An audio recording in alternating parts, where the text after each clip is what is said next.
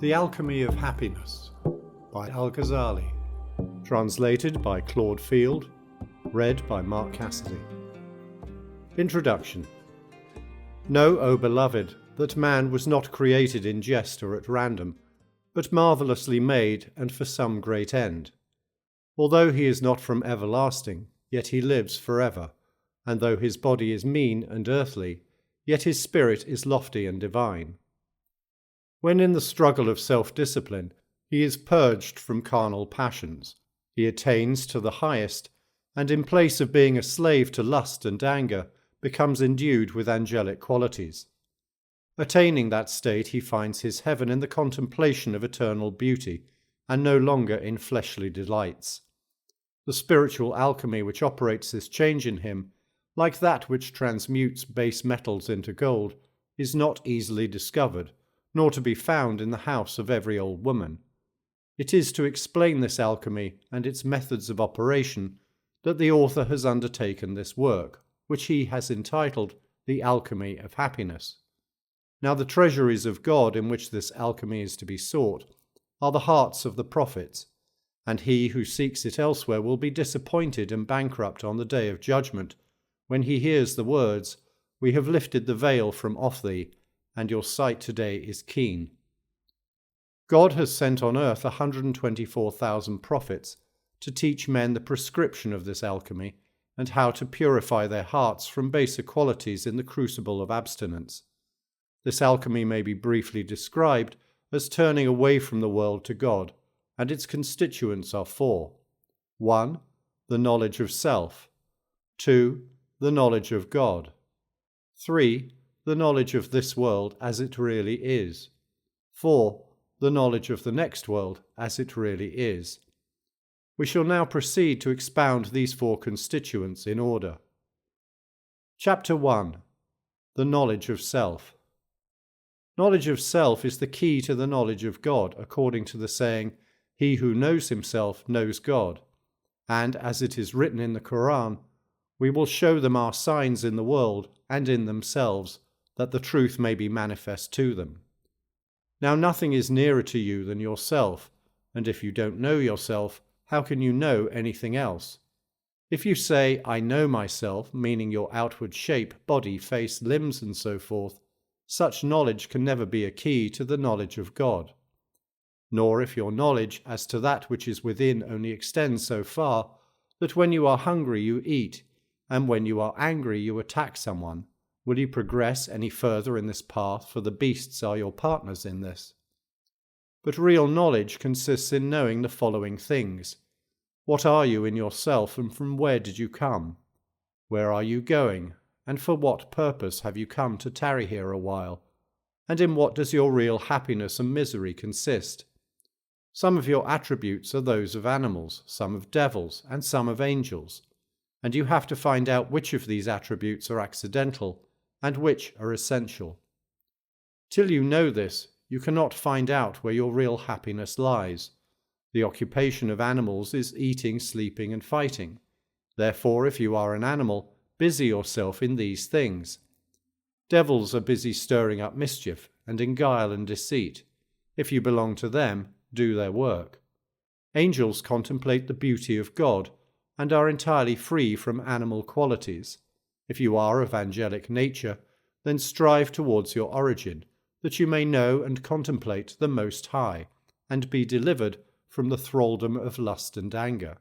You should also discover why you have been created with these two animal instincts, whether that they should subdue and lead you captive, or whether that you should subdue them, and in your upward progress make of one your steed, and of the other your weapon.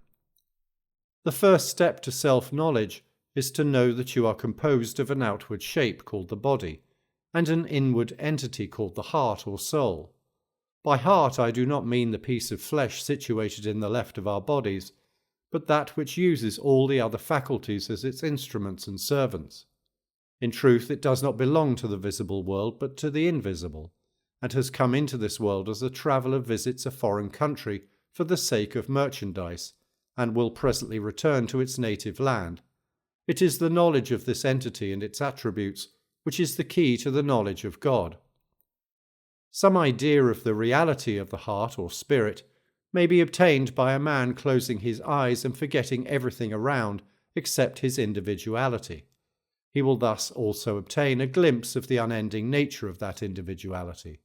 Too close inquiry, however, into the essence of spirit is forbidden by the law. In the Quran it is written, "They will question thee concerning the spirit.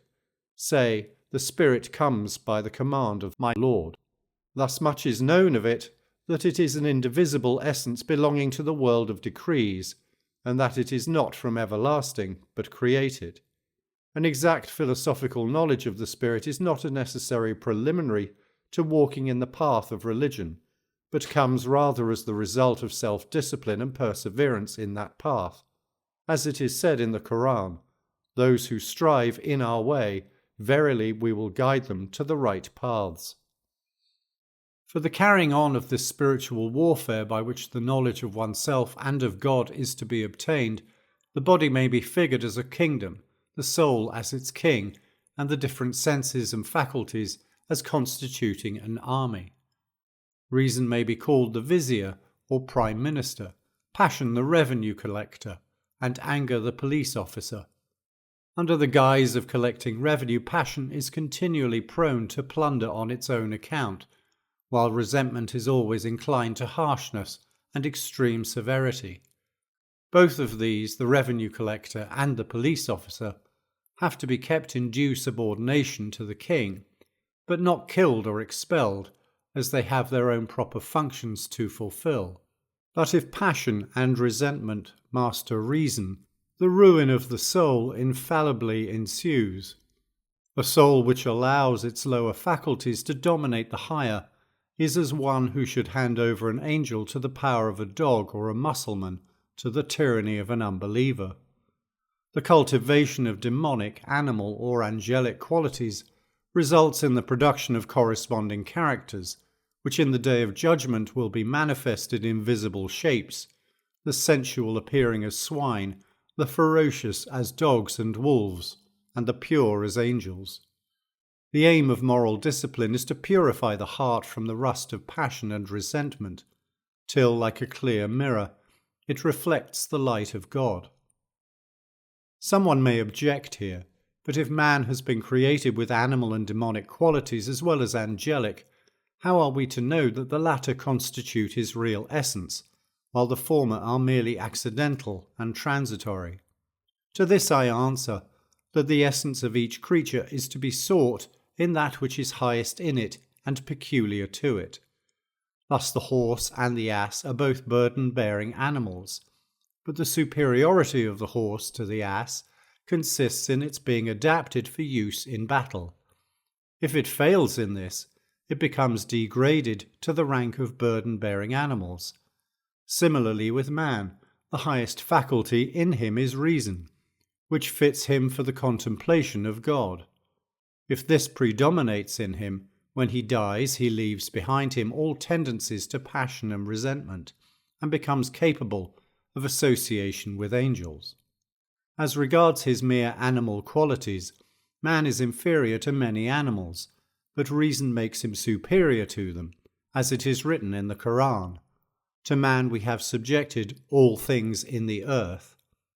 But if his lower tendencies have triumphed, after death he will ever be looking towards the earth and longing for earthly delights. Now the rational soul in man abounds in marvels both of knowledge and power. By means of it he masters arts and sciences, can pass in a flash from earth to heaven and back again, can map out the skies and measure the distances between the stars. By it also he can draw the fish from the sea and the birds from the air, and can subdue animals to his service like the elephant, the camel, and the horse. His 5 senses are like 5 doors opening on the external world. But more wonderful than this, his heart has a window which opens on the unseen world of spirits. In the state of sleep, when the avenues of the senses are closed, this window is opened and man receives impressions from the unseen world, and sometimes foreshadowings of the future. His heart is then like a mirror which reflects what is pictured in the tablet of fate. But even in sleep, Thoughts of worldly things dull this mirror, so that the impressions it receives are not clear. After death, however, such thoughts vanish, and things are seen in their naked reality. And the saying in the Quran is fulfilled, "We have stripped the veil from off thee, and your sight today is keen." The opening of a window in the heart towards the unseen also takes place in conditions approaching those of prophetic inspiration, when intuitions spring up in the mind unconveyed through any sense channel. The more a man purifies himself from fleshly lusts and concentrates his mind on God, the more conscious will he be of such intuitions. Those who are not conscious of them have no right to deny their reality. Nor are such intuitions confined only to those of prophetic rank, just as iron by sufficient polishing can be made into a mirror, so any mind by due discipline can be rendered receptive to such impressions. It was at this truth the Prophet hinted when he said, "Every child is born with a predisposition towards Islam. Then his parents make a Jew, or a Christian, or a star worshipper of him." Every human being has heard in the depths of his consciousness the question, "Am I not your Lord?" and answered yes to it. But some hearts are like mirrors so befouled with rust and dirt that they give no clear reflections, while those of the prophets and saints, though they are men of like passions with us, are extremely sensitive to all divine impressions. Nor is it only by reason of knowledge acquired and intuitive that the soul of man holds the first rank among created things, but also by reason of power. Just as angels preside over the elements, so does the soul rule the members of the body. Those souls which attain a special degree of power not only rule their own body, but those of others also. If they wish a sick man to recover, he recovers, or a person in health to fall ill, he becomes ill. Or if they will the presence of a person, he comes to them. According to whether the effects produced by these powerful souls are good or bad, they are termed miracles or sorceries. These souls differ from common folk in 3 ways. 1. What others only see in dreams, they see in their waking moments. 2. While others' wills only affect their own bodies, these, by willpower, can move bodies extraneous to themselves. 3. The knowledge which others acquire by laborious learning comes to them by intuition. These 3, of course, are not the only marks which differentiate them from common people, but the only ones that come within our cognizance. Just as no one knows the real nature of God but God himself, so no one knows the real nature of a prophet but a prophet. Nor is this to be wondered at, as in everyday matters we see that it is impossible to explain the charm of poetry to one whose ear is insusceptible of cadence and rhythm, or the glories of colour to one who is stone blind. Besides mere incapacity, there are other hindrances to the attainment of spiritual truth. One of these is externally acquired knowledge. To use a figure, the heart may be represented as a well and the 5 senses as 5 streams which are continually conveying water to it. In order to find out the real contents of the heart, these streams must be stopped for a time, at any rate, and the refuse they have brought with them must be cleared out of the well. In other words, if we are to arrive at pure spiritual truth, we must put away, for the time, knowledge which has been acquired by external processes and which too often hardens into dogmatic prejudice. A mistake of an opposite kind is made by shallow people who, echoing some phrases which they have caught from Sufi teachers, go about decrying all knowledge. This is as if a person who was not an adept at alchemy were to go about saying alchemy is better than in gold, and were to refuse gold when it was offered to him. Alchemy is better than gold, but real alchemists are very rare, and so are real Sufis. He who has a mere smattering of Sufism is not superior to a learned man, any more than he who has tried a few experiments in alchemy has ground for despising a rich man. Anyone who will look into the matter will see that happiness is necessarily linked with the knowledge of God. Each faculty of ours delights in that for which it was created. Lust delights in accomplishing desire, anger in taking vengeance, the eye in seeing beautiful objects, and the ear in hearing harmonious sounds. The highest function of the soul of man is the perception of truth. In this accordingly it finds its special delight. Even in trifling matters, such as learning chess, this holds good, and the higher the subject matter of the knowledge obtained, the greater the delight. A man would be pleased at being admitted into the confidence of a prime minister, but how much more if the king makes an intimate of him and discloses state secrets to him? An astronomer who by his knowledge can map the stars and describe their courses derives more pleasure from his knowledge than the chess player from his. Seeing then that nothing is higher than God, how great must be the delight which springs from the true knowledge of him. A person in whom the desire for this knowledge has disappeared is like one who has lost his appetite for healthy food, or who prefers feeding on clay to eating bread. All bodily appetites perish at death with the organs they use, but the soul does not die, and retains whatever knowledge of God it possesses, nay, increases it. An important part of our knowledge of God arises from the study and contemplation of our own bodies, which reveal to us the power, wisdom, and love of the Creator. His power, in that from a mere drop he has built up the wonderful frame of man. His wisdom is revealed in its intricacies and the mutual adaptability of its parts, and his love is shown by his not only supplying such organs as are absolutely necessary for existence, as the liver, the heart, and the brain, but those which are not absolutely necessary, as the hand, the foot, the tongue, and the eye. To these he has added, as ornaments, the blackness of the hair, the redness of lips, and the curve of the eyebrows. Man has been truly termed a microcosm or little world in himself, and the structure of his body should be studied not only by those who wish to become doctors, but by those who wish to attain to a more intimate knowledge of God, just as close study of the niceties and shades of language in a great poem reveals to us more and more of the genius of its author. But when all is said, the knowledge of the soul plays a more important part in leading to the knowledge of God than the knowledge of our body and its functions. The body may be compared to a steed and the soul to its rider. The body was created for the soul for the body. If a man knows not his own soul, which is the nearest thing to him, what is the use of claiming to know others? It is as if a beggar who has not the wherewithal for a meal should claim to be able to feed a town. In this chapter we have attempted to some degree to expound the greatness of man's soul. He who neglects it and suffers its capacities to rust or to degenerate must necessarily be the loser in this world and the next. The true greatness of man lies in his capacity for eternal progress. Otherwise, in this temporal sphere, he is the weakest of all things, being subject to hunger, thirst, heat, cold, and sorrow.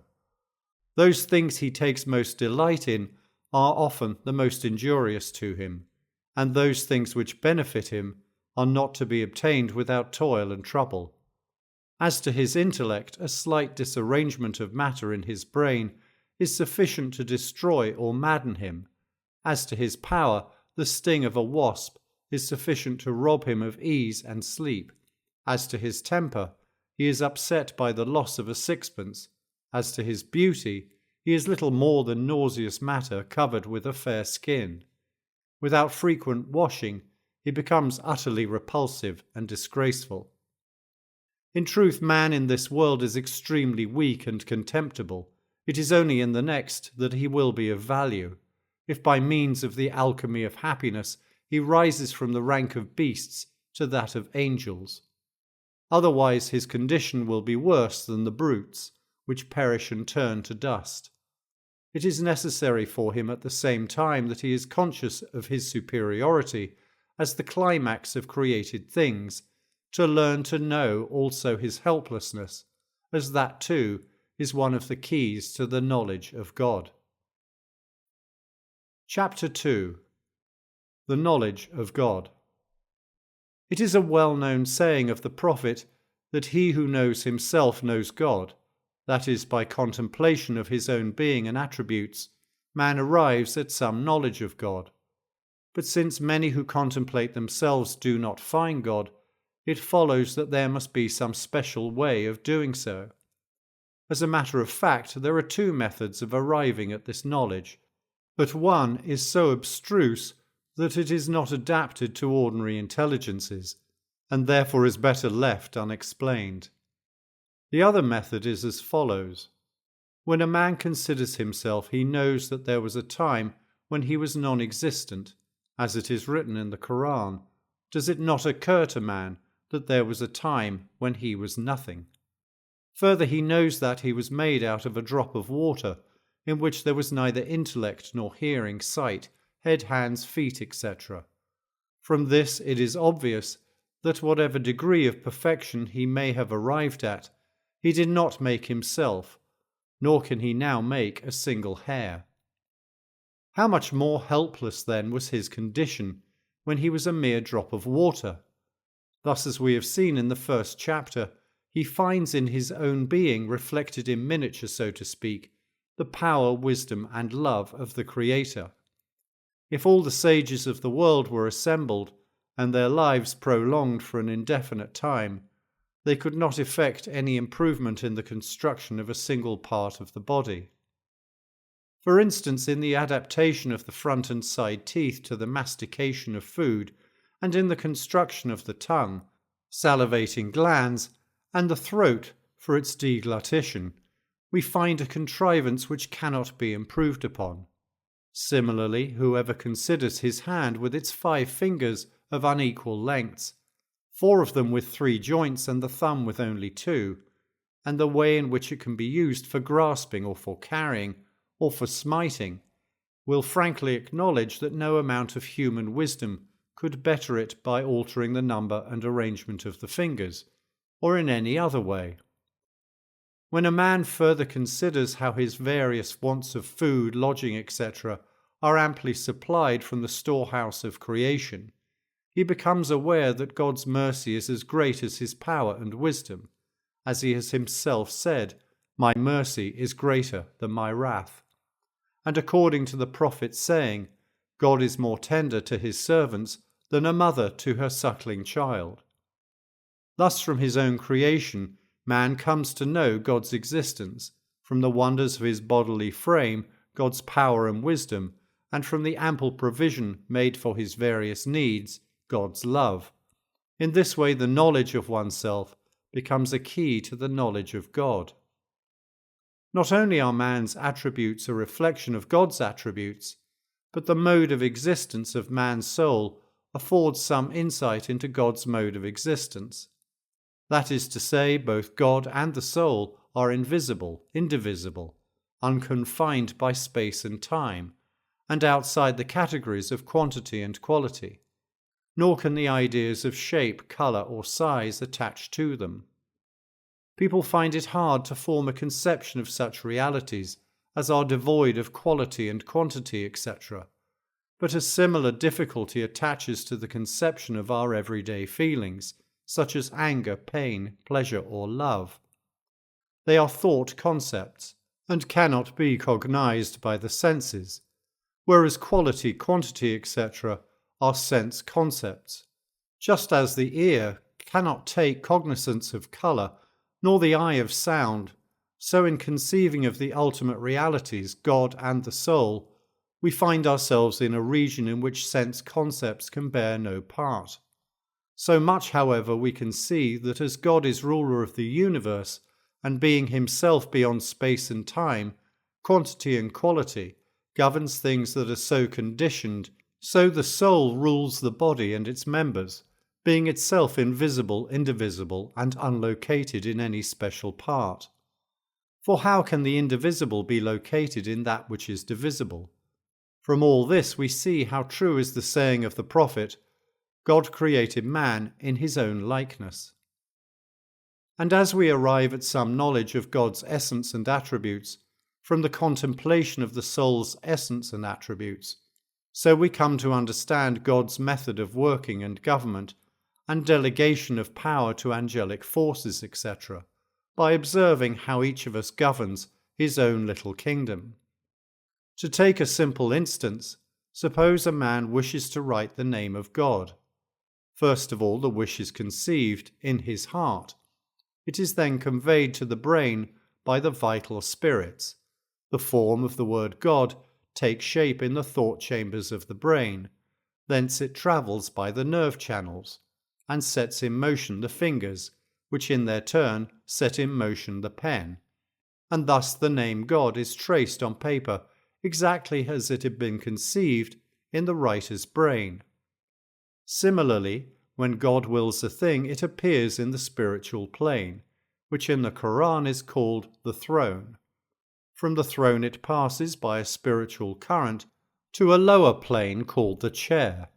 Then the shape of it appears on the tablet of destiny, whence by the meditation of the forces called angels, it assumes actuality and appears on the earth in the form of plants, trees and animals, representing the will and thought of God, as the written letters represent the wish conceived in the heart and the shape present in the brain of the writer. No one can understand a king but a king. Therefore God has made each of us a king in miniature, so to speak, over a kingdom which is an infinitely reduced copy of his own. In the kingdom of man, God's throne is represented by the soul, the archangel by the heart, the chair by the brain, the tablet by the treasure chamber of thought. The soul, itself unlocated and indivisible, governs the body as God governs the universe.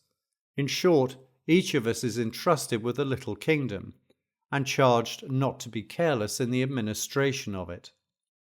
As regards the recognition of God's providence, there are many degrees of knowledge. The mere physicist is like an ant who, crawling on a sheet of paper and observing black letters spreading over it, should refer the cause to the pen alone. The astronomer is like an ant of somewhat wider vision, who should catch sight of the fingers moving the pen, i.e., he knows that the elements are under the power of the stars, but he does not know that the stars are under the power of the angels. Thus, owing to the different degrees of perception in people, disputes must arise in tracing effects to causes. Those whose eyes never see beyond the world of phenomena are like those who mistake servants of the lowest rank for the king. The laws of phenomena must be constant, or there could be no such thing as a science. But it is a great error to mistake the slaves for the master. As long as this difference in the perceptive faculty of observers exists, disputes must necessarily go on. It is as if some blind men, hearing that an elephant had come to their town, should go and examine it. The only knowledge of it which they can obtain comes through the sense of touch. So one handles the animal's leg, another his tusk, another his ear, and according to their several perceptions pronounce it to be a column, a thick pole, or a quilt, each taking a part for the whole. So the physicist and astronomer confound the laws they perceive with the lawgiver.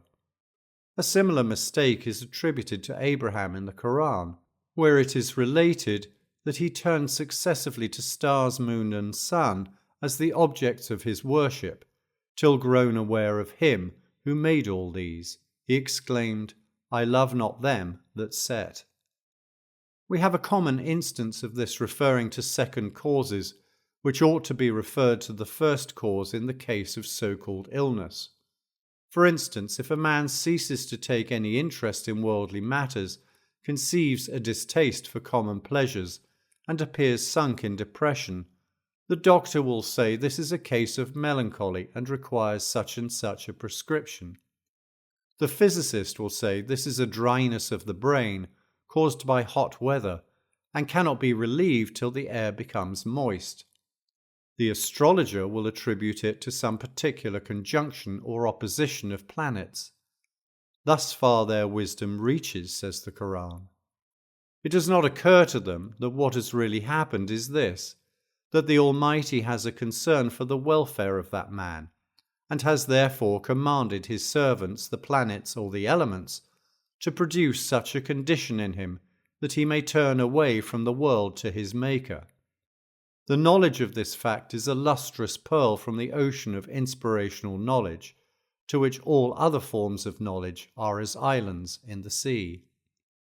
The doctor, physicist, and astrologer are doubtless right each in his particular branch of knowledge, but they do not see that illness is, so to speak, a cord of love by which God draws to himself the saints concerning whom he has said, "I was sick, and ye visited me not."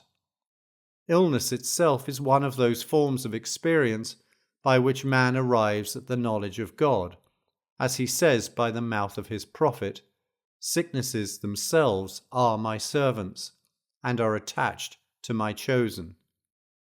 The foregoing remarks may enable us to enter a little more fully into the meaning of those exclamations so often on the lips of the faithful.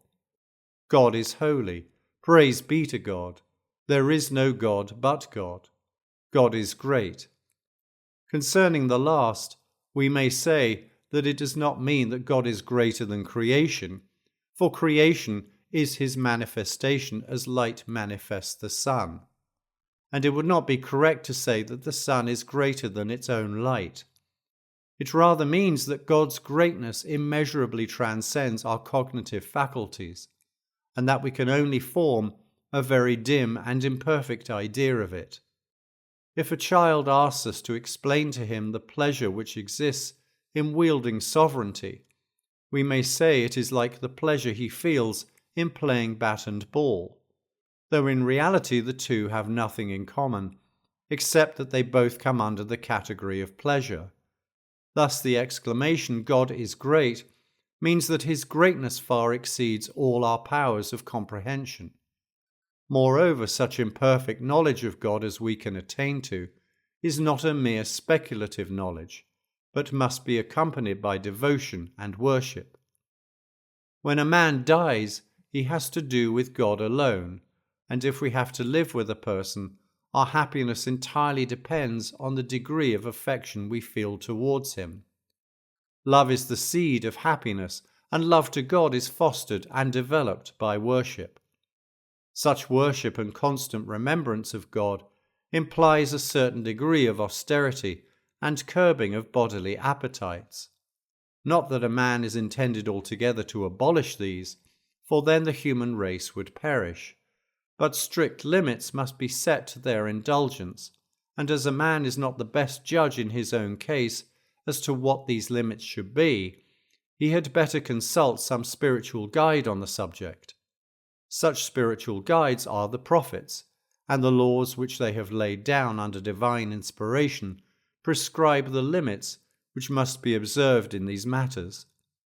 He who transgresses these limits wrongs his own soul, as it is written in the Quran. Notwithstanding this clear pronouncement of the Quran, there are those who, through their ignorance of God, do transgress these limits, and this ignorance may be due to several different causes. Firstly, there are some who, failing to find God by observation, conclude that there is no God and that this world of wonders made itself, or existed from everlasting. They are like a man who, seeing a beautifully written letter, should suppose that it had written itself without a writer, or had always existed. People in this state of mind are so far gone in error that it is of little use to argue with them. Such are some of the physicists and astronomers to whom we referred above. Some, through ignorance of the real nature of the soul, repudiate the doctrine of a future life in which man will be called to account and be rewarded or punished. They regard themselves as no better than animals or vegetables, and equally perishable. Some, on the other hand, believe in God and a future life, but with a weak belief. They say to themselves, God is great and independent of us. Our worship or abstinence from worship is a matter of entire indifference to him. Their state of mind is like that of a sick man who, when prescribed a certain regime by his doctor, should say, "Well, if I follow it or don't follow it, what does it matter to the doctor?" It certainly does not matter to the doctor, but the patient may destroy himself by his disobedience. Just as surely as unchecked sickness of the body ends in bodily death, so does uncured disease of the soul end in future misery. According to the saying of the Quran, only those shall be saved who come to God with a sound heart. A fourth kind of unbelievers are those who say, "The law tells us to abstain from anger, lust, and hypocrisy." This is plainly impossible, for man is created with these qualities inherent in him. You might as well tell us to make black white. These foolish people ignore the fact that the law does not tell us to uproot these passions, but to restrain them within due limits, so that by avoiding the greater sins, we may obtain forgiveness of the smaller ones. Even the prophet of God said, "I am a man like you and get angry like others." And in the Quran it is written, God loves those who swallow down their anger, not those who have no anger at all. A fifth class lays stress on the beneficence of God and ignores his justice, saying to themselves, "Well, whatever we do, God is merciful." They do not consider that though God is merciful, thousands of human beings perish miserably in hunger and disease. They know that whosoever wishes for a livelihood or for wealth or learning must not merely say God is merciful, but must exert himself. Although the Quran says every living creature's support comes from God, it is also written man obtains nothing except by striving. The fact is, such teaching is really from the devil, and such people only speak with their lips and not with their heart. A sixth class claims to have reached such a degree of sanctity that sin cannot affect them. Yet if you treat one of them with disrespect, he will bear a grudge against you for years, and if one of them is deprived of a morsel of food which he thinks is his due, the whole world will appear dark and narrow to him. Even if any of them do really conquer their passions, they have no right to make such a claim, for the prophets, the highest of humankind, constantly confessed and bewailed their sins. Some of them had such a dread of sin that they even abstained from lawful things.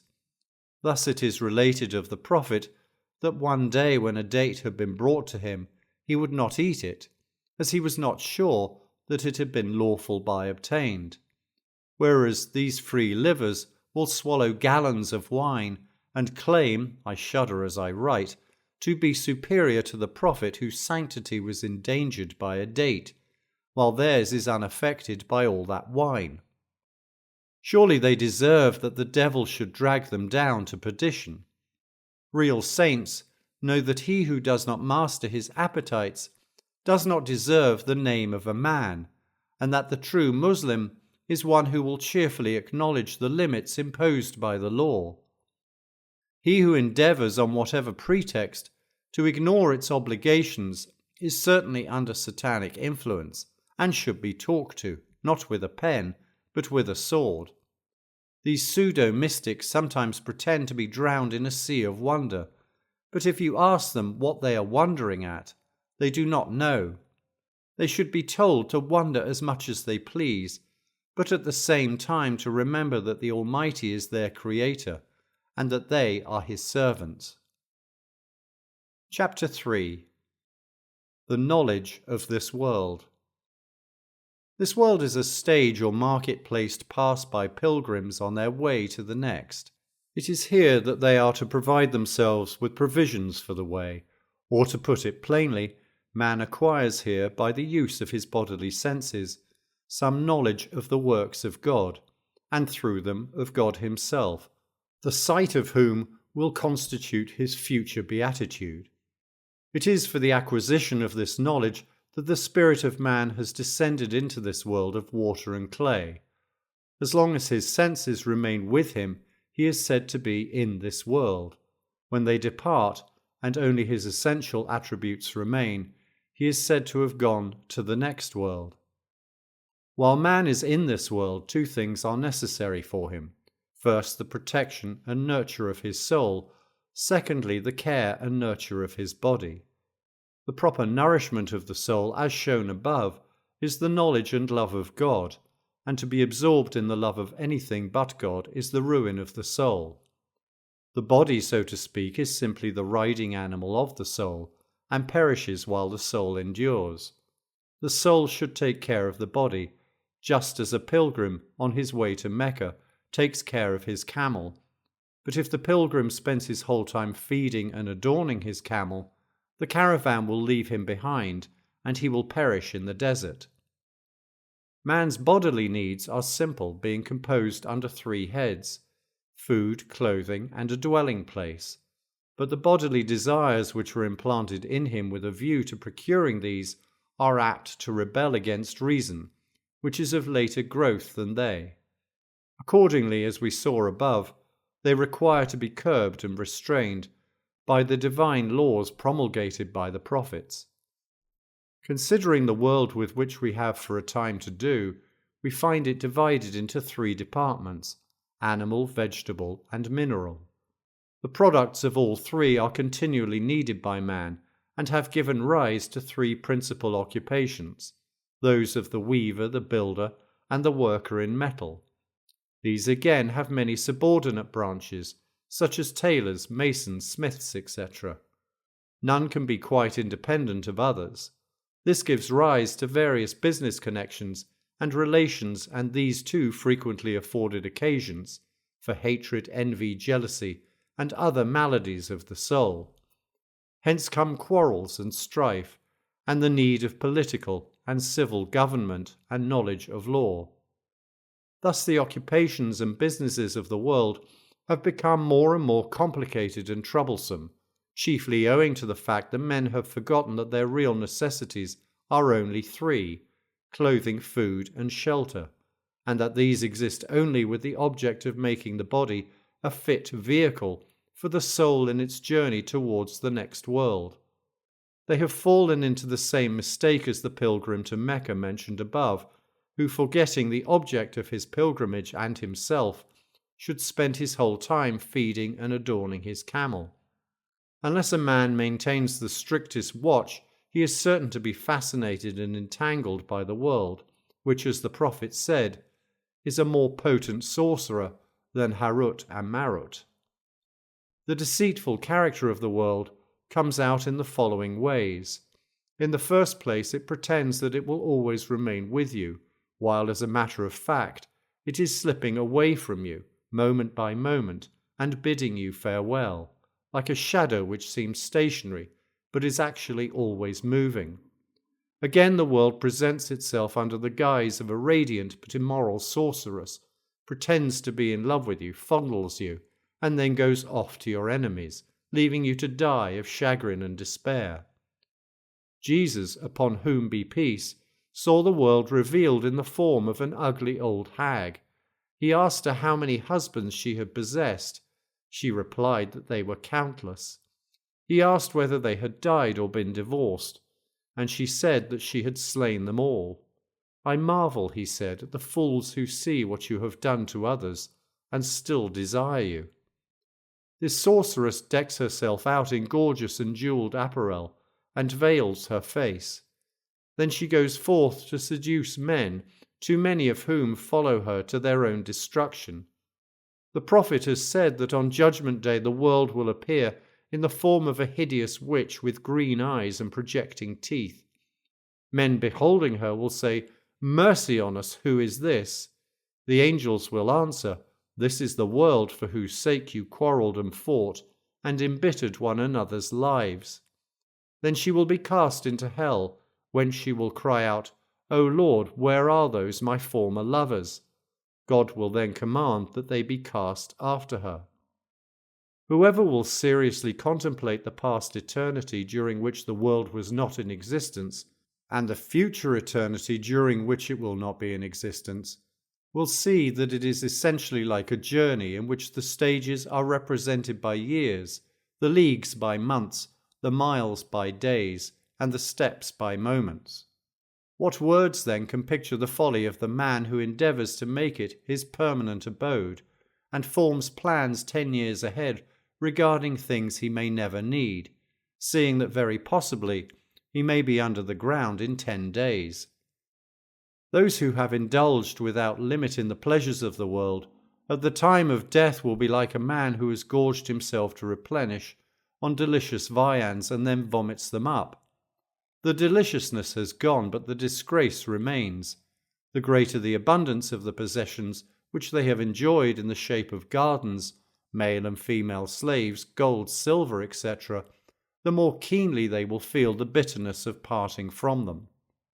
This is a bitterness which will outlast death, for the soul which has contracted covetousness as a fixed habit will necessarily in the next world suffer from the pangs of unsatisfied desire. Another dangerous property of worldly things is that they at first appear as mere trifles, but each of these so-called trifles branches out into countless ramifications until they swallow up the whole of a man's time and energy. Jesus, on whom be peace, said, "The lover of the world is like a man drinking seawater. The more he drinks, the more thirsty he gets, till at last he perishes with thirst unquenched." The prophet said, "You can no more mix with the world without being contaminated by it than you can go into water without getting wet." The world is like a table spread for successive relays of guests who come and go. There are gold and silver dishes and abundance of food and perfumes. The wise guest eats as much as is sufficient for him, smells the perfumes, thanks his host, and departs.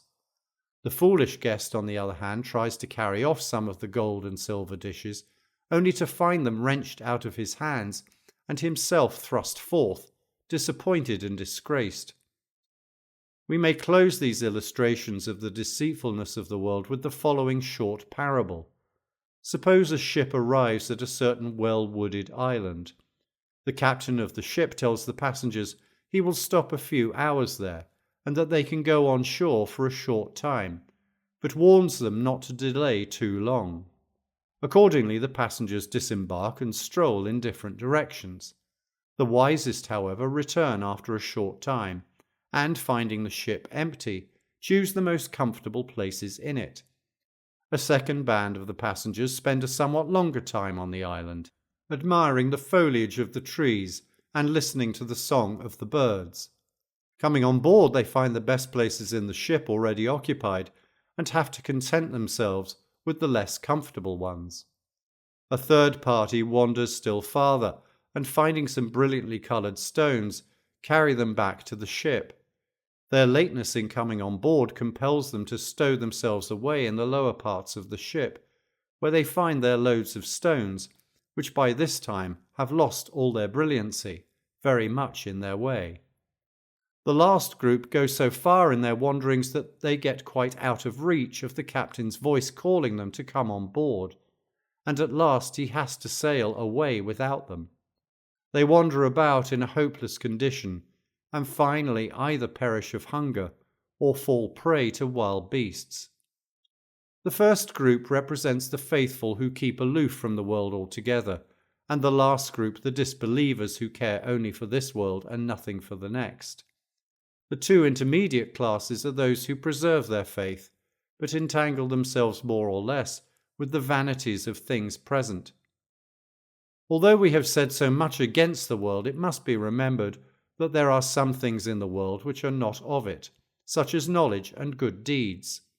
A man carries what knowledge he possesses with him into the next world, and though his good deeds have passed, yet the effect of them remain in his character. Especially is this the case with acts of devotion, which result in the perpetual remembrance and love of God. These are among those good things which, as the Quran says, pass not away. Other good things there are in the world, such as marriage, food, clothing, etc., which a wise man uses just in proportion as they help him to attain to the next world. Other things which engross the mind, causing it to cleave to this world and to be careless of the next, are purely evil, and were alluded to by the Prophet when he said, "The world is a curse, and all which is in it is a curse, except the remembrance of God, and that which aids it." Chapter 4. The Knowledge of the Next World. As regards the joys of heaven and the pains of hell which will follow this life, all believers in the Quran and the traditions are sufficiently informed. But it often escapes them that there is also a spiritual heaven and hell, concerning the former of which God said to his prophet, "Eye hath not seen nor ear heard, neither hath it entered into the heart of man to conceive the things which are prepared for the righteous." In the heart of the enlightened man there is a window opening on the realities of the spiritual world, so that he knows not by hearsay or traditional belief, but by actual experience what produces wretchedness or happiness in the soul, just as clearly and decidedly as the physician knows what produces sickness or health in the body. He recognizes that knowledge of God and worship are medicinal, and that ignorance and sin are deadly poisons for the soul. Many even so-called learned men, from blindly following others' opinions, have no real certainty in their beliefs regarding the happiness or misery of souls in the next world. But he who will attend to the matter with a mind unbiased by prejudice will arrive at clear convictions on this matter. The effect of death on the composite nature of man is as follows. Man has two souls, an animal soul and a spiritual soul, which latter is of angelic nature. The seat of the animal soul is the heart, from which this soul issues like a subtle vapour, and pervades all the members of the body, giving the power of sight to the eye, the power of hearing to the ear, and to every member the faculty of performing its own appropriate functions. It may be compared to a lamp carried about within a cottage, the light of which falls upon the walls wherever it goes. The heart is the wick of this lamp, and when the supply of oil is cut off for any reason, the lamp dies. Such is the case of the animal soul. With the spiritual or human soul, the case is different. It is indivisible, and by it man knows God. It is, so to speak, the rider of the animal soul, and when that perishes, it still remains, but is like a horseman who has been dismounted, or like a hunter who has lost his weapons. That steed and those weapons were granted the human soul, that by means of them it might pursue and capture the phoenix of the love and knowledge of God. If it has effected that capture, it is not a grief but rather a relief to be able to lay those weapons aside and to dismount from that weary steed.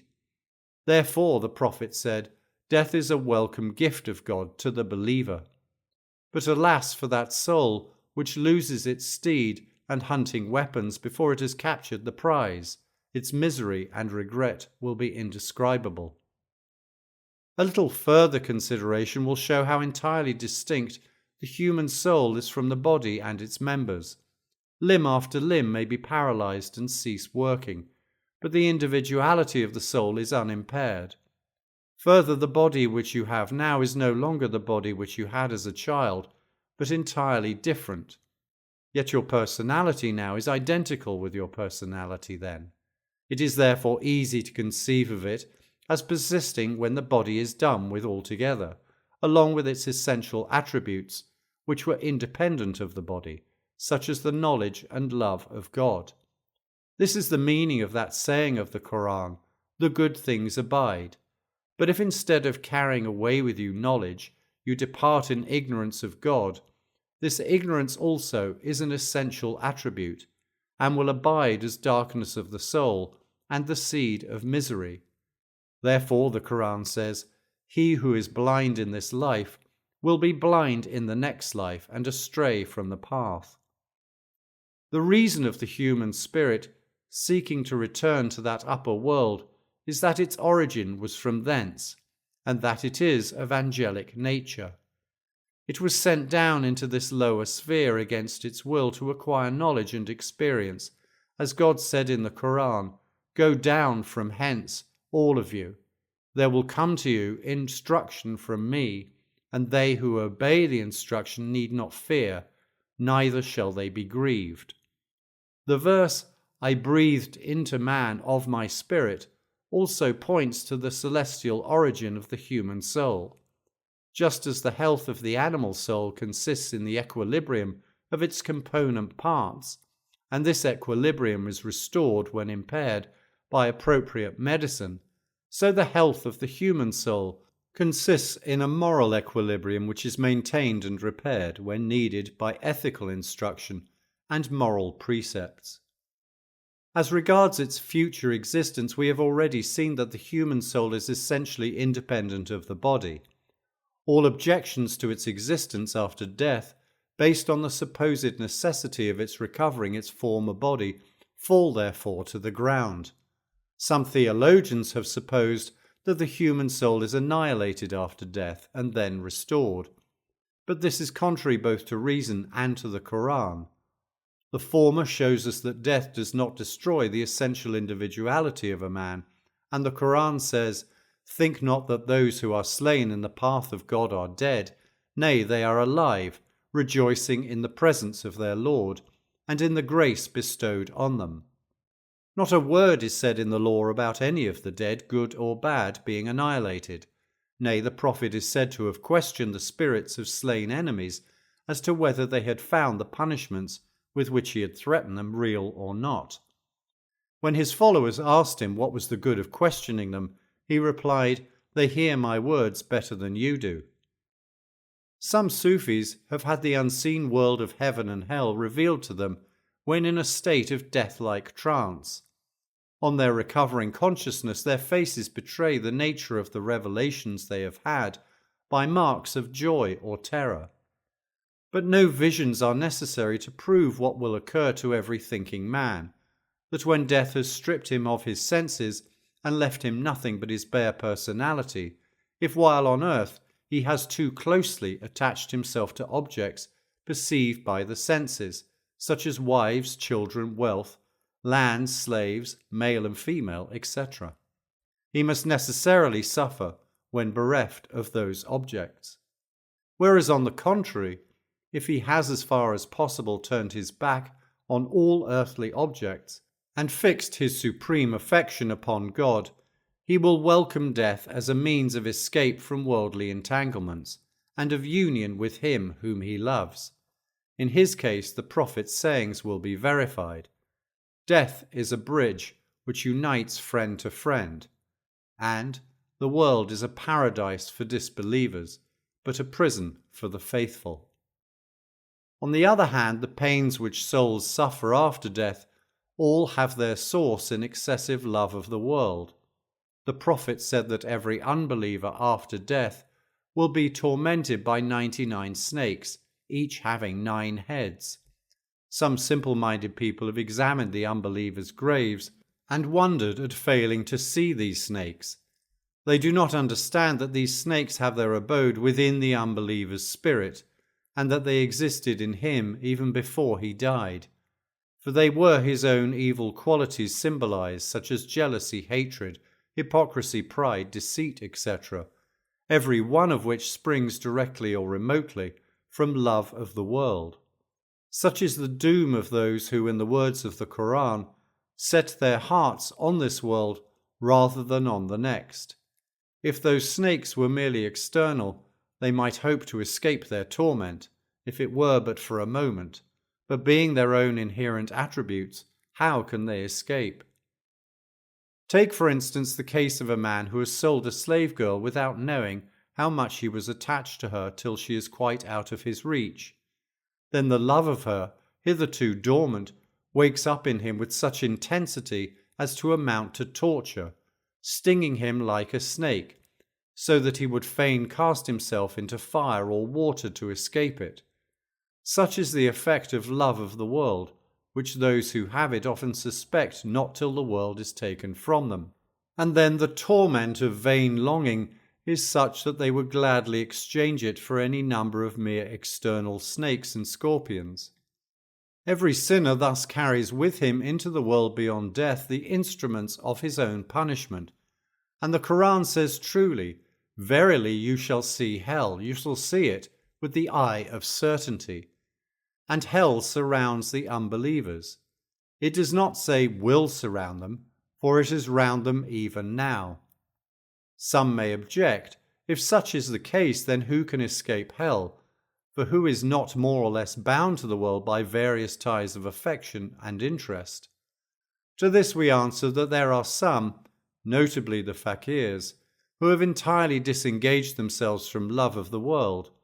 But even among those who have worldly possessions such as wife, children, houses, etc., there are those who, though they have some affection for these, love God yet more. Their case is like that of a man who, though he may have a dwelling which he is fond of in one city, when he is called by the king to take up a post of authority in another city, does so gladly, as the post of authority is dearer to him than his former dwelling. Such are many of the prophets and saints. Others there are, and a great number, who have some love to God, but the love of the world so preponderates in them that they will have to suffer a good deal of pain after death before they are thoroughly weaned from it.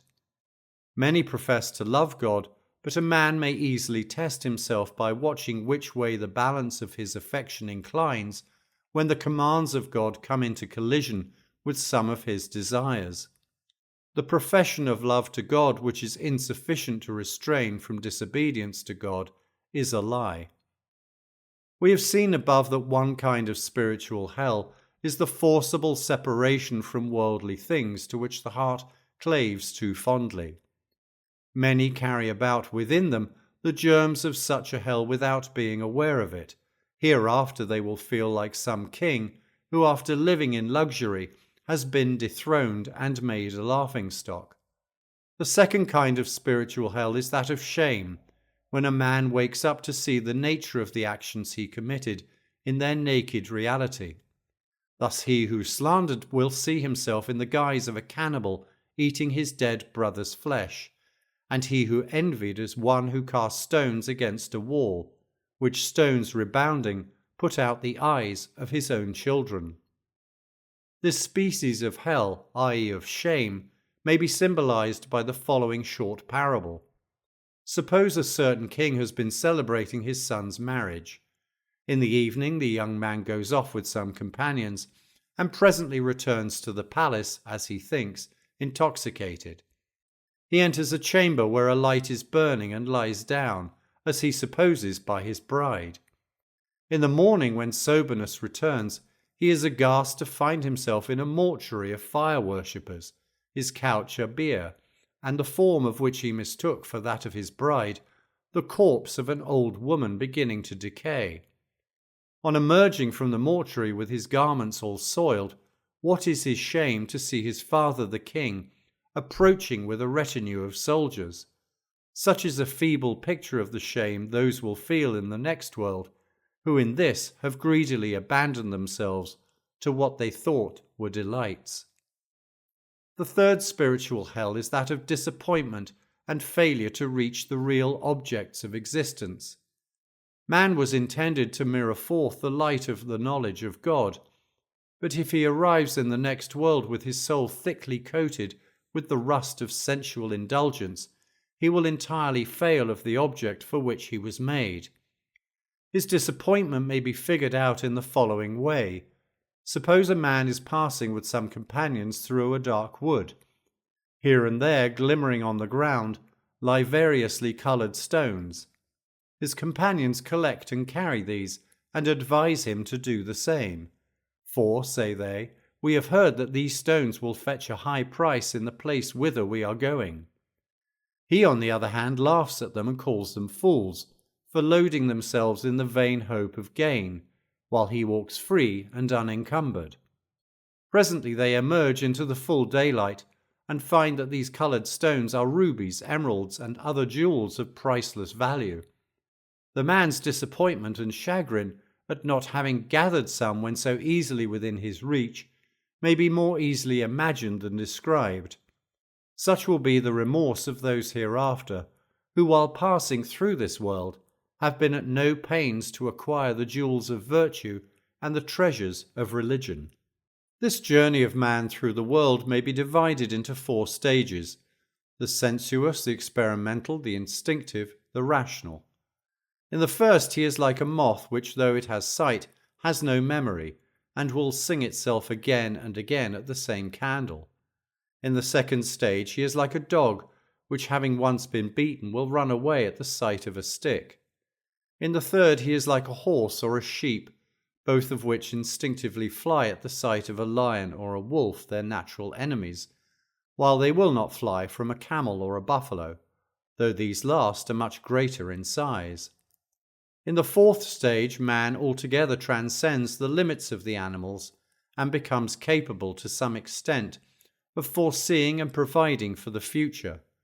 His movements at first may be compared to ordinary walking on land, then to traversing the sea in a ship, then on the fourth plane, where he is conversant with realities, to walking on the sea, while beyond this plane there is a fifth, known to the prophets and saints, whose progress may be compared to flying through the air. Thus man is capable of existing on several different planes, from the animal to the angelic, and precisely in this lies his danger, i.e., of falling to the very lowest. In the Quran it is written, "We propose the burden, i.e., responsibility or free will, to the heavens and the earth and the mountains, and they refused to undertake it. But man took it upon himself. Verily, he is ignorant." Neither animals nor angels can change their appointed rank and place, but man may sink to the animal or soar to the angel, and this is the meaning of his undertaking that burden of which the Quran speaks. The majority of men choose to remain in the two lower stages mentioned above, and the stationary are always hostile to the travellers or pilgrims, whom they far outnumber. Many of the former class, having no fixed convictions about the future world, when mastered by their sensual appetites, deny it altogether. They say that hell is merely an invention of theologians to frighten people, and they regard theologians themselves with thinly veiled contempt. To argue with fools of this kind is of very little use. This much, however, may be said to such a man with the possible result of making him pause and reflect. Do you really think that the 124,000 prophets and saints who believe in the future life were all wrong, and you are right in denying it?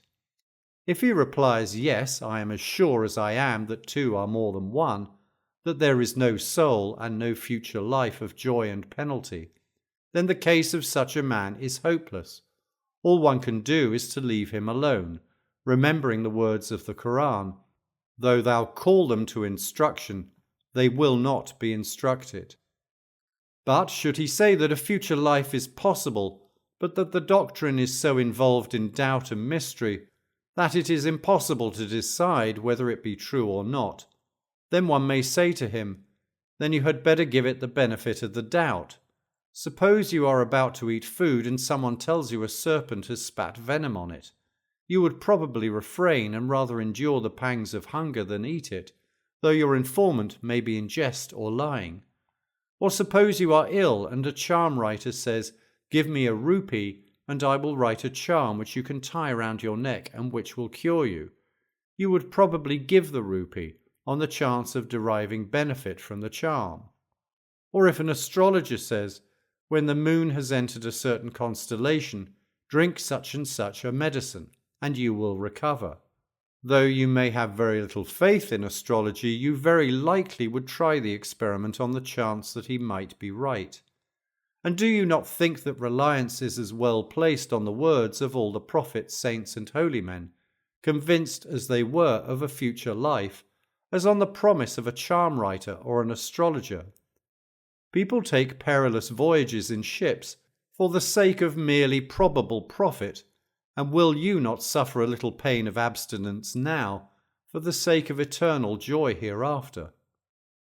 The Lord Ali once, in arguing with an unbeliever, said, "If you are right, then neither of us will be any the worse in the future. But if we are right, then we shall escape, and you will suffer." This he said not because he himself was in any doubt, but merely to make an impression on the unbeliever.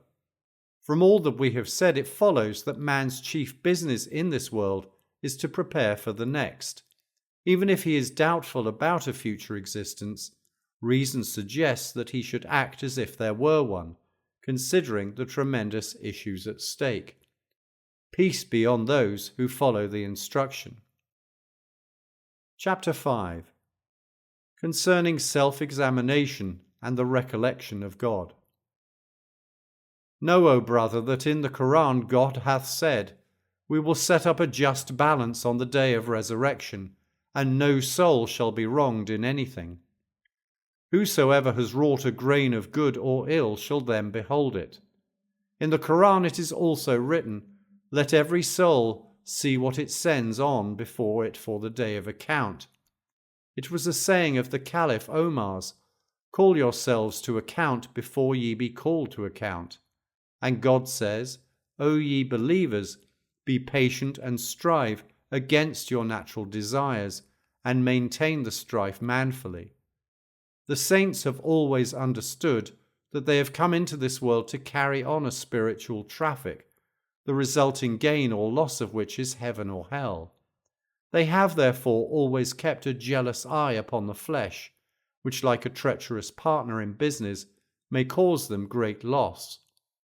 He therefore is a wise man who, after his morning prayer, spends a whole hour in making a spiritual reckoning, and says to his soul, "O my soul, thou hast only one life. No single moment that has passed can be recovered. For in the counsel of God the number of breaths allotted to you is fixed and cannot be increased. When life is over, no further spiritual traffic is possible for thee. Therefore, what thou dost do now, treat this day as if your life had been already spent, and this was an extra day granted thee by the special favour of the Almighty. What can be greater folly than to lose it?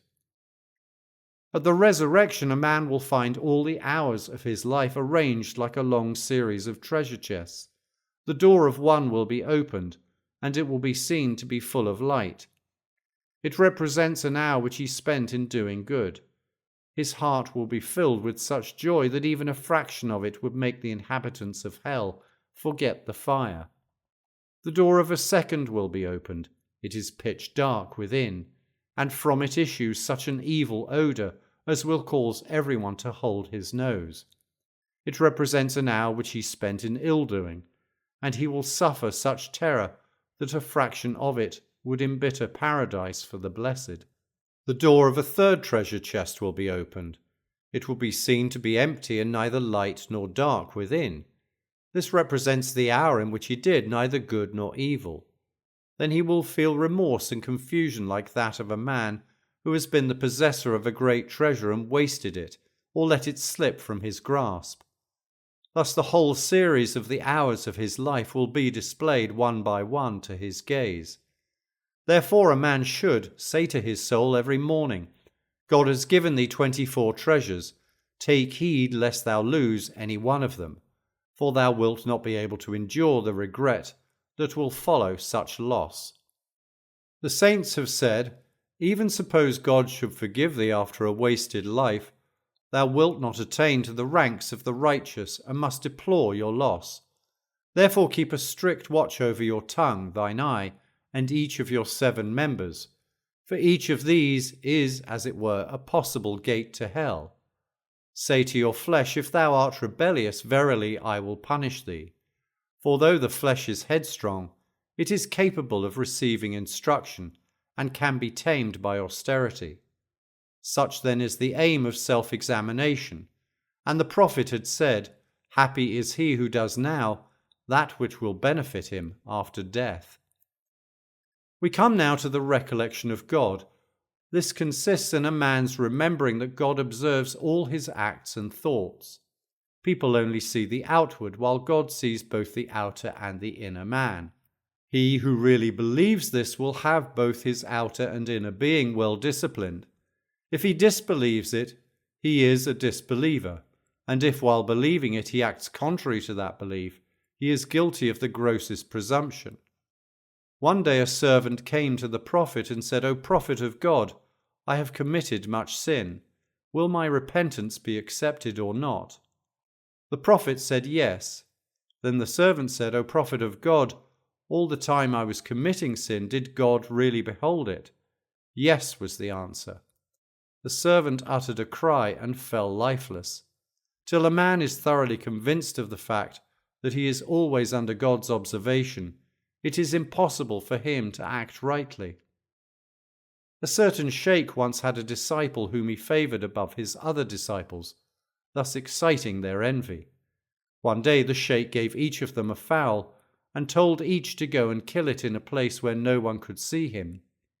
Accordingly, each killed his fowl in some retired spot and brought it back, with the exception of the sheikh's favourite disciple, who brought his back alive, saying, "I have found no such place, for God sees everywhere." The sheikh said to the others, "You see now this youth's real rank. He has attained to the constant remembrance of God."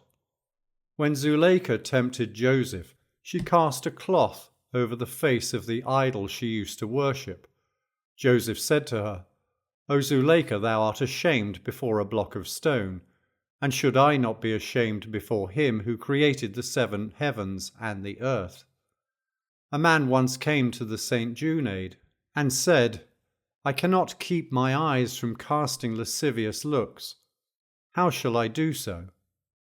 "By remembering," Junaid answered, "that God sees you much more clearly than you see anyone else. In the traditions it is written that God has said, 'Paradise is for those who intend to commit some sin and then remember that my eye is upon them and forbear.'"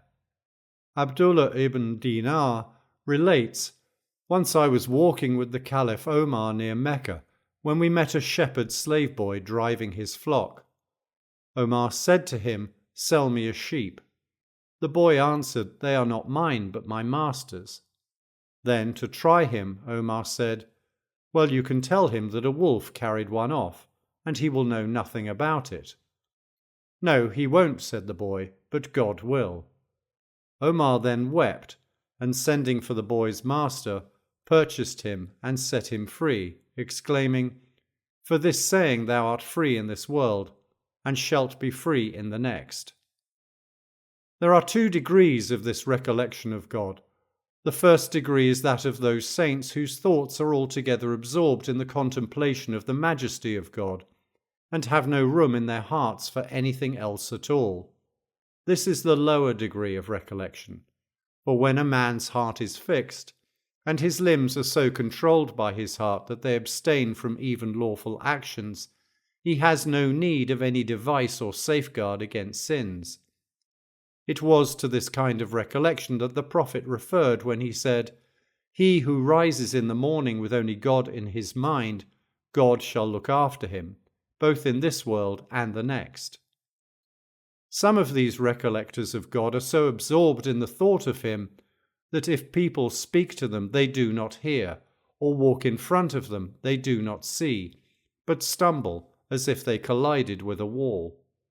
A certain saint relates as follows: "One day I passed by a place where archers were having a shooting match.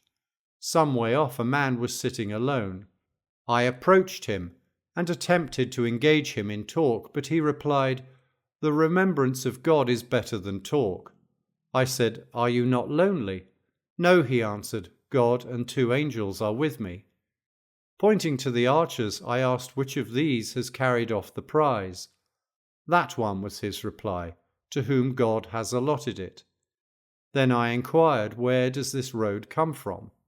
Upon which, lifting up his eyes to heaven, he rose and departed, saying, 'O Lord, many of your creatures hold one back from the remembrance of thee.'"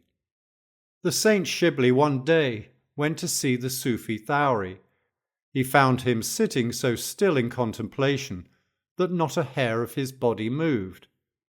He asked him, "From whom didst thou learn to practice such fixity of contemplation?" Thawri answered, "From a cat which I saw waiting at a mouse hole in an attitude of even greater fixity than this." Ibn Hanif relates, "I was informed that in the city of Sur, a sheikh and his disciple were always sitting lost in the recollection of God. I went there and found them both sitting with their faces turned in the direction of Mecca. I saluted them thrice, but they gave no answer. I said, I urge you by God to return my salutation. The youth raised his head and replied, O Ibn Hanif, the world lasts but for a little time, and of this little time only a little is remaining. Thou art hindering us by requiring us to return your salutation. He then bent his head again and was silent. I was hungry and thirsty at the time, but the sight of those two quite carried me out of myself. I remained standing and prayed with them the afternoon and evening prayers. I then asked them for some spiritual advice. The younger replied, O Ibn Hanif, we are afflicted. We do not possess that tongue which gives advice. I remained standing there 3 days and nights. No word passed between us, and none of us slept. Then I said within myself, I will adjure them by God to give me some counsel. The younger, divining my thoughts, again raised his head. Go and seek such a man, the visitation of whom will bring God to your remembrance, and infix his fear in your heart, and he will give thee that counsel which is conveyed by silence and not by speech. Such is the recollection of the saints, which consists in being entirely absorbed in the contemplation of God. The second degree of the recollection of God is that of the companions of the right hand. These are aware that God knows all about them, and feel abashed in his presence. Yet they are not carried out of themselves by the thought of his majesty, but remain clearly conscious of themselves and of the world. Their condition is like that of a man who should be suddenly surprised in a state of nakedness, and should hastily cover himself, while the other class resemble one who suddenly finds himself in the presence of the king, and is confused and awestruck. The former subject every project which enters their minds to a thorough scrutiny, for at the last day 3 questions will be asked respecting every action. The first, why did you do this? The second, in what way did you do this? The third, for what purpose did you do this? The first will be asked because a man should act from divine and not merely satanic or fleshly impulse. If this question is satisfactorily answered, the second will test in what way the action was done, wisely or carelessly and negligently, and the third whether it was done simply to please God or to gain the approval of men. If a man understands the meaning of these questions, he will be very watchful over the state of his heart and how he entertains thoughts which are likely to end in action. To rightly discriminate among such thoughts is a very difficult and delicate matter, and he who is not capable of it should attach himself to some spiritual director, intercourse with whom may illuminate his heart. He should avoid with the utmost care the merely worldly learned man who is an agent of Satan. God said to David, O David, ask no questions of the learned man who is intoxicated with love of the world, for he will rob thee of my love. And the prophet said, God loves that man who is keen to discern in doubtful things, and who suffers not his reason to be swayed by the assaults of passion. Reason and discrimination are closely connected, and he in whom reason does not rule, passion will not be keen to discriminate. Besides such cautious discrimination, before acting, a man should call himself strictly to account for his past actions. Every evening he should examine his heart as to what he has done, to see whether he has gained or lost in his spiritual capital. This is the more necessary as the heart is like a treacherous business partner, always ready to cajole and deceive. Sometimes it presents its own selfishness under the guise of obedience to God, so that a man supposes he has gained, whereas he has really lost. A certain saint named Amir, 60 years of age, counted up the days of his life. He found they amounted to 21,600 days. He said to himself, Alas, if I have committed one sin every day, how can I escape from the load of 21,600 sins? He uttered a cry and fell to the ground. When they came to raise him, they found him dead. But most people are heedless and never think of calling themselves to account. If for every sin a man committed he placed a stone in an empty house, he would soon find that house full of stones. If his recording angels demanded wages of him for writing down his sins, all his money would soon be gone. People count on their rosaries with self-satisfaction the number of times they have recited the name of God, but they keep no rosary for reckoning the numberless idle words they speak. Therefore the Caliph Omar said, "Weigh well your words and deeds before they be weighed at the judgment." He himself, before retiring for the night, used to strike his feet with a scourge and exclaim, "What have you done today?" Abu Talha was once praying in a palm grove when the sight of a beautiful bird which flew out of it caused him to make a mistake in counting the number of prostrations he had made. To punish himself for his inattention, he gave the palm grove away. Such saints knew that their sensual nature was prone to go astray, therefore they kept a strict watch over it and punished it for each transgression. If a man finds himself sluggish and averse from austerity and self-discipline, he should consort with one who is proficient in such practices so as to catch the contagion of his enthusiasm. One saint used to say, "When I grow lukewarm in self-discipline, I look at Muhammad ibn Wasi, and the sight of him rekindles my fervour for at least a week." If one cannot find such a pattern of austerity close at hand, then it is a good thing to study the lives of the saints. He should also exhort his soul somewhat in the following way. "O my soul, thou thinkest yourself intelligent, and art angry at being called a fool. And yet what else art thou after all? You prepare clothing to shield yourself from the cold of winter, yet make no preparation for the afterlife. Your state is like that of a man who in midwinter should say, 'I will wear no warm clothing, but trust to God's mercy to shield me from the cold.' He forgets that God, at the same time that he created the cold, showed man the way to make clothing to protect himself from it, and provided the material for that clothing. Remember this also, O soul, that your punishment hereafter will not be because God is angry with your disobedience, and say not, 'How can my sin hurt God?' It is your lusts themselves which will have kindled the flames of a hell within yourself, just as from eating unwholesome food, disease is caused in a man's body, and not because his doctor is vexed with him for disobeying his orders. Shame upon thee, O soul, for your overweening love of the world.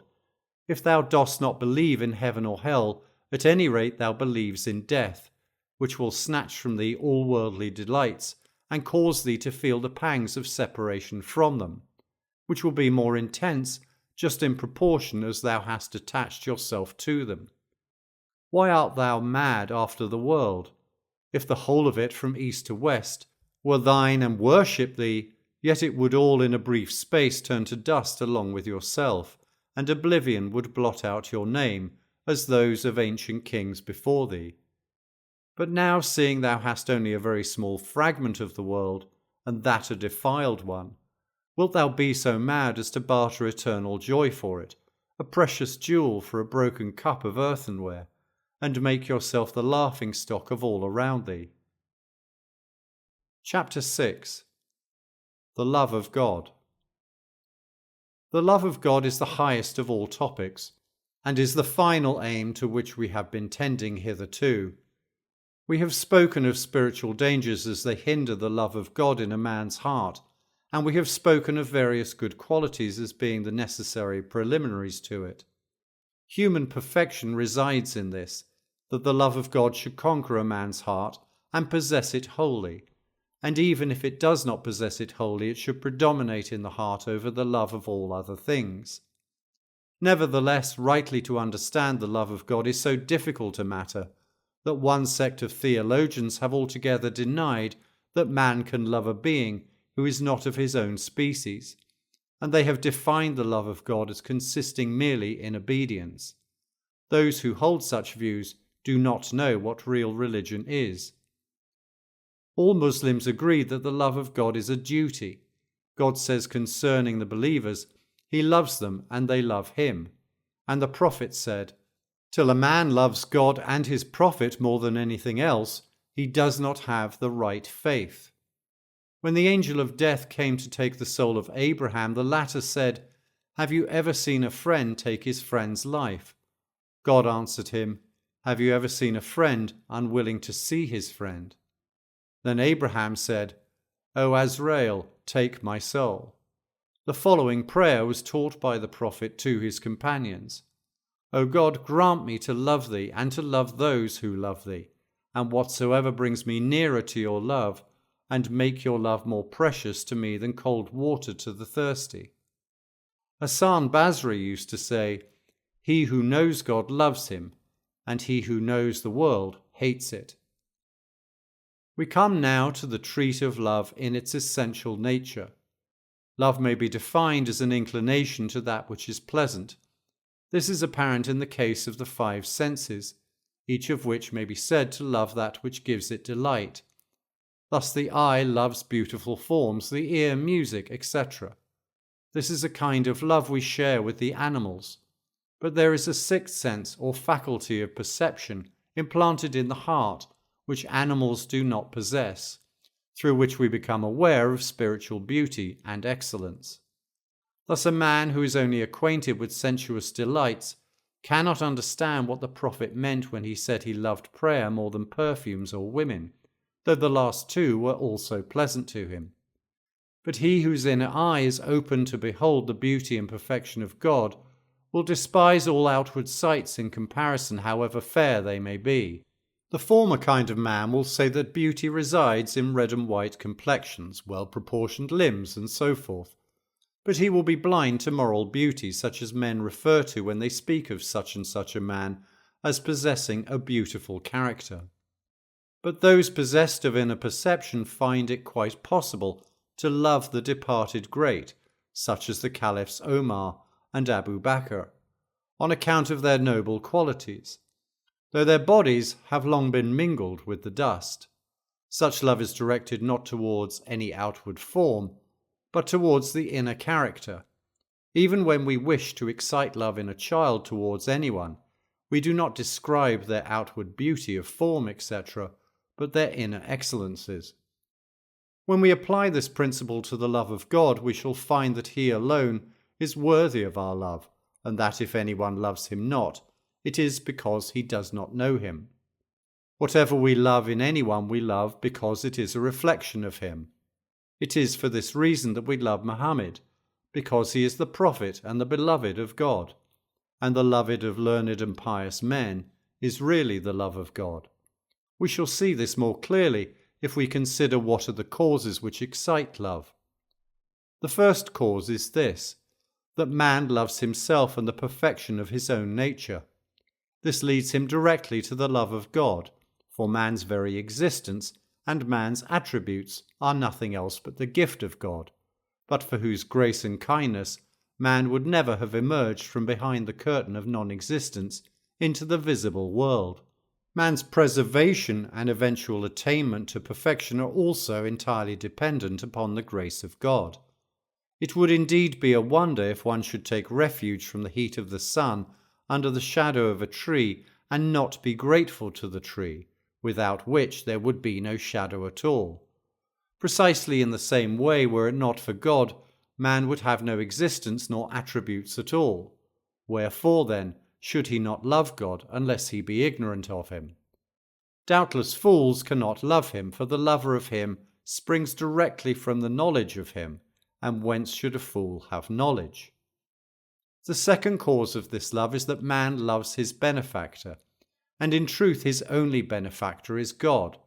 For whatever kindness he receives from any fellow creature is due to the immediate instigation of God.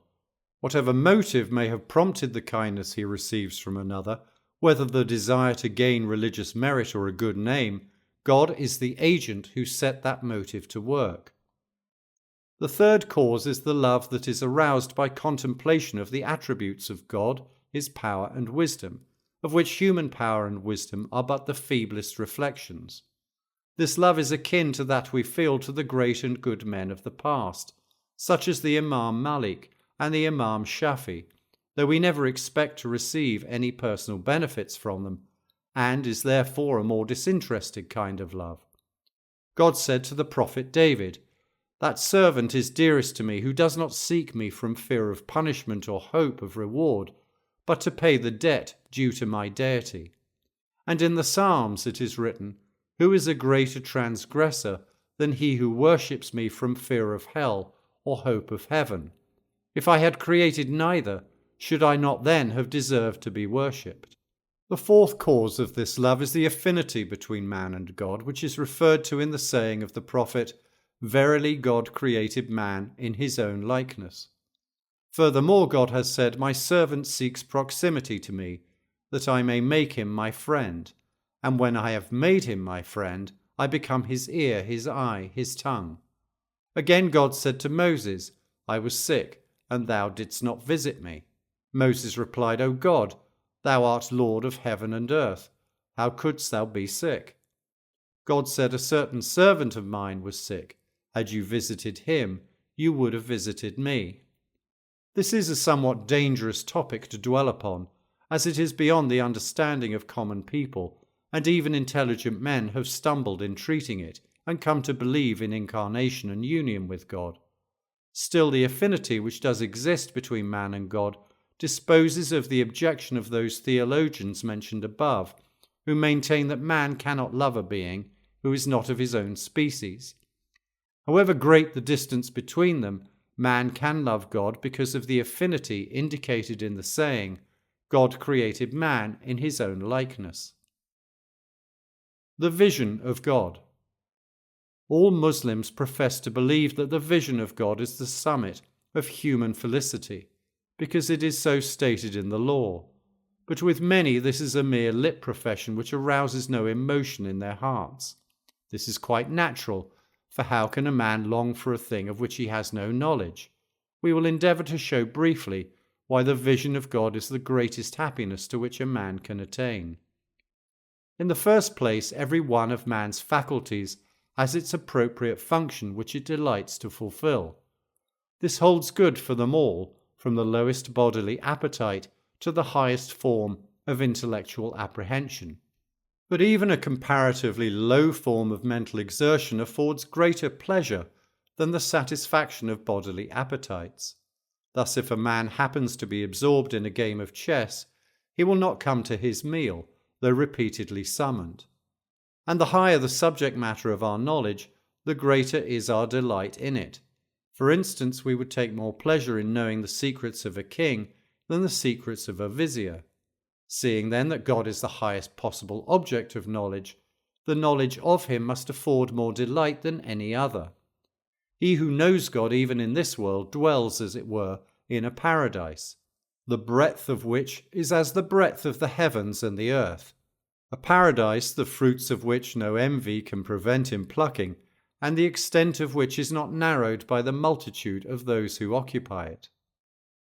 But the delight of knowledge still falls short of the delight of vision, just as our pleasure in thinking of those we love is much less than the pleasure afforded by the actual sight of them. Our imprisonment in bodies of clay and water, and entanglement in the things of sense, constitute a veil which hides the vision of God from us, although it does not prevent our attaining to some knowledge of him. For this reason God said to Moses on Mount Sinai, "Thou shalt not see me." The truth of the matter is this, that just as the seed of man becomes a man, and a buried date stone becomes a palm tree, so the knowledge of God acquired on earth will in the next world change into the vision of God, and he who has never learnt the knowledge will never have the vision. This vision will not be shared alike by all who know, but their discernment of it will vary exactly as their knowledge. God is one, but he will be seen in many different ways, just as one object is reflected in different ways by different mirrors, some showing it straight and some distorted, some clearly and some dimly. A mirror may be so crooked as to make even a beautiful form appear misshapen, and a man may carry into the next world a heart so dark and distorted that the sight which will be a source of peace and joy to others will be to him a source of misery. He in whose heart the love of God has prevailed over all else will derive more joy from this vision than he in whose heart it has not so prevailed. Just as in the case of two men with equally powerful eyesight, gazing on a beautiful face, he who already loves the possessor of that face will rejoice in beholding it more than he who does not. For perfect happiness, mere knowledge is not enough, unaccompanied by love, and the love of God cannot take possession of a man's heart till it be purified from love of the world, which purification can only be effected by abstinence and austerity. While he is in this world, a man's condition with regard to the vision of God is like that of a lover who should see his beloved's face in the twilight, while his clothes are infested with hornets and scorpions, which continually torment him. But should the sun arise and reveal his beloved's face in all its beauty, and the noxious vermin leave off molesting him, then the lover's joy will be like that of God's servant, who, released from the twilight and the tormenting trials of this world, beholds him without a veil. Abu Suleiman said, "He who is busy with himself now will be busy with himself then, and he who is occupied with God now will be occupied with him then." Yahya ibn Muaz relates, "I watched Bayazid Bistami at prayer through one entire night. When he had finished, he stood up and said, 'O Lord, some of your servants have asked and obtained of thee the power to perform miracles, to walk on the sea and to fly in the air. But this I do not ask. Some have asked and obtained treasures, but these I do not ask.' Then he turned and seeing me said, 'Are you there, Yahya?' I replied, 'Yes.' He asked, 'Since when?' I answered, 'For a long time.' I then asked him to reveal to me some of his spiritual experiences. 'I will reveal,' he answered, 'what is lawful to tell you.' The Almighty showed me his kingdom from its loftiest to its lowest. He raised me above the throne and the seat and all the 7 heavens. Then he said, 'Ask of me whatsoever thing thou desirest.' I answered, 'Lord, I wish for nothing beside thee.' 'Verily,' he said, 'thou art my servant.'" On another occasion, Bayazid said, "Were God to offer thee the intimacy with himself of Abraham, the power in prayer of Moses, the spirituality of Jesus, yet keep your face directed to him only, for he has treasures surpassing even these." One day a friend said to him, "For 30 years I have fasted by day and prayed by night, and have found none of that spiritual joy of which thou speakest." Bayazid answered, "If you fasted and prayed for 300 years, you would never find it." "How is that?" asked the other. "Because," said Bayazid, "your selfishness is acting as a veil between you and God." "Tell me then the cure." "It is a cure which you cannot carry out." However, as his friend pressed him to reveal it, Bayazid said, "Go to the nearest barber and have your beard shaved. Strip yourself of your clothes, with the exception of a girdle around your loins. Take a horse's nose bag full of walnuts, hang it round your neck. Go into the bazaar and cry out, 'Any boy who gives me a slap on the nape of my neck shall have a walnut.' Then in this manner go where the Qadi and the doctors of the law are sitting." "Bless my soul," said his friend, "I really can't do that. Do suggest some other remedy." "This is the indispensable preliminary to a cure," answered Bayazid. "But as I told you, you are incurable." The reason Bayazid indicated this method of cure for want of relish in devotion was that his friend was an ambitious seeker after place and honour. Ambition and pride are diseases which can only be cured in some such way.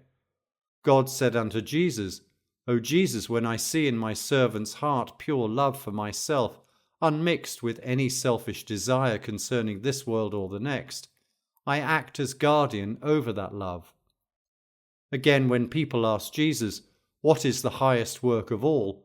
he answered, "To love God and to be resigned to his will." The Saint Rabia was once asked whether she loved the Prophet. "The love of the Creator," she said, "has prevented my loving the creature." Ibrahim ben Adham in his prayers said, "O God, in my eyes heaven itself is less than a gnat, in comparison with the love of thee and the joy of your remembrance, which thou hast granted me.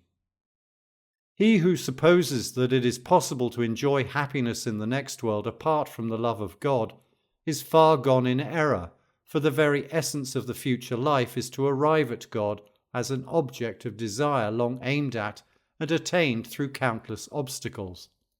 This enjoyment of God is happiness. But if he had no delight in God before, he will not delight in him then. And if his joy in God was but slight before, it will be but slight then. In brief, our future happiness will be in strict proportion to the degree in which we have loved God here. But, and may God preserve us from such a doom, if in a man's heart there has been growing a love of what is opposed to God, the conditions of the next life will be altogether alien to him, and that which will cause joy to others will cause him misery. This may be illustrated by the following anecdote. A certain scavenger went into the perfume seller's bazaar, and, smelling the sweet scents, fell down unconscious. People came round him and sprinkled rosewater upon him, and held musk to his nose, but he only became worse. At last one came who had been a scavenger himself. He held a little filth under the man's nose, and he revived instantly, exclaiming with a sigh of satisfaction, "Ah, this is perfume indeed." Thus in the next life, a worldling will no longer find the filthy lucre and the filthy pleasures of the world. The spiritual joys of that world will be altogether alien to him, but increase his wretchedness. For the next world is a world of spirit, and of the manifestation of the beauty of God. Happy is that man who has aimed at and acquired affinity with it. All austerities, devotions, studies have the acquisition of that affinity for their aim, and that affinity is love. This is the meaning of that saying of the Quran, "He who has purified his soul is happy." Sins and lusts directly oppose the attainment of this affinity. Therefore the Quran goes on to say, "And he who has corrupted his soul is miserable." Those who are gifted with spiritual insight have really grasped this truth as a fact of experience and not a merely traditional maxim. Their clear perception of it leads them to the conviction that he by whom it was spoken was a prophet indeed, just as a man who has studied medicine knows when he is listening to a physician. This is a kind of certainty which requires no support from miracles, such as the conversion of a rod into a snake, the credit of which may be shaken by apparently equally extraordinary miracles performed by magicians. The signs of the love of God. Many claim to love God, but each should examine himself as to the genuineness of the love which he professes. The first test is this: he should not dislike the thought of death, for no friend shrinks from going to see a friend. The prophet said, "Whoever wishes to see God, God wishes to see him." It is true, a sincere lover of God may shrink from the thought of death coming before he has finished his preparation for the next world, but if he is sincere, he will be diligent in making such preparation. The second test of sincerity is that a man should be willing to sacrifice his will to God's, should cleave to what brings him nearer to God, and should shun what places him at a distance from God. The fact of a man sinning is no proof that he does not love God at all, but it proves that he does not love him with his whole heart. The saint Fudhail said to a certain man, "If anyone asks you whether you love God, keep silent, for if you say, 'I do not love him,' you are an infidel, and if you say, 'I do,' your deeds contradict you." The third test is that the remembrance of God should always remain fresh in a man's heart without effort. For what a man loves he constantly remembers, and if his love is perfect, he never forgets it. It is possible, however, that while the love of God does not take the first place in a man's heart, the love of God may, for love is one thing, and the love of love another. The fourth test is that he will love the Quran, which is the word of God, and Muhammad, who is the prophet of God. If his love is really strong, he will love all men, for all are God's servants. Nay, his love will embrace the whole creation. for he who loves anyone loves the works he composes and his handwriting. The fifth test is he will be covetous of retirement and privacy for purposes of devotion. He will long for the approach of night so that he may hold intercourse with his friend without let or hindrance. If he prefers conversation by day and sleep at night to such retirement, then his love is imperfect.